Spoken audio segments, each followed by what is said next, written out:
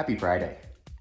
Netflix has some new content that is going to take kids on a culinary journey all over the world to learn about different foods and cultures. Waffles and Mochi follows two adorable creatures with the help of Michelle Obama on their journey to learn about food and how they fit into this world. Now, I'm a huge fan of anything that combines food, culture, travel, and of course, puppets. Over the next 10 weeks, we're gonna go episode by episode, take each ingredient that is given to us, and of course, incorporate that into a delicious cocktail. So enough talk about it. Let's get behind the bar and get this thing started.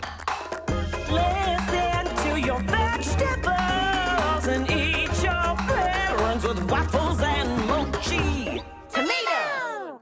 The Bloody Mary is a great cocktail that goes back a long time. The first known use of it was actually just a simple tomato juice and vodka mixture. Over time, it has been played with and experimented with, and has just become a gargantuan of a drink that can even include a cheeseburger as a garnish. We're gonna take the Bloody Mary and simplify it a little bit. Not necessarily to its most simplistic approach, but one that will incorporate some really nice flavor profiles and give us a nice, robust complexity. One of the things you can play around with a lot is the spirit that you incorporate. If you wanna get away from vodka, try using tequila and make a Bloody Maria. Or what we're gonna do today, use a gin to make a red snapper. We're gonna start out by preparing our glass for the drink.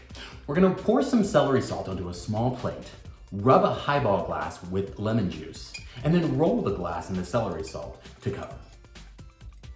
Add 4 ounces of tomato juice to our shaker, followed by 2 teaspoons of prepared horseradish. I'm using Boar's Head horseradish for this. It's simply horseradish, vinegar, and salt, nothing else. Add a few dashes of Worcestershire sauce. Worcestershire, this stuff. A bit of black pepper, paprika, and then some of your celery salt. You'll notice I didn't measure any of my seasonings. For me, this is something I do by taste. I know how much seasoning I like.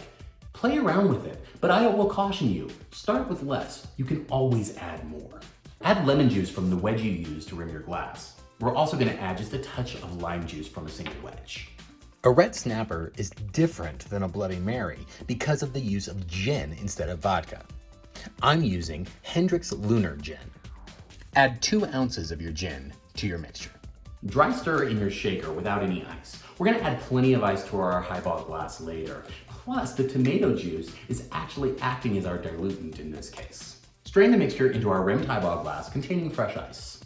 As you can see, there's really no need to go out and buy a pre-prepared mixer. Most of the ingredients are readily available in your home or your nearby supermarket. Whereas if you get a Bloody Mary mixer, you're likely going to be adding quite a bit of preservatives, high fructose corn syrup, and things that generally aren't very tasty. For garnish, we're gonna go as simple as possible. Just a simple stalk of celery and a lemon wedge. And there we have it, the red snapper. Cheers. This is exactly what I would want for a brunch. The sweetness from the tomato is exactly balanced with the horseradish. It gives it a nice spiciness without being hot, if that makes sense. It's just a really beautiful blend on the palate. The celery salt also adds just a really nice note of complexity to this. I'm getting a lot of citrus elements, smokiness from the Worcestershire.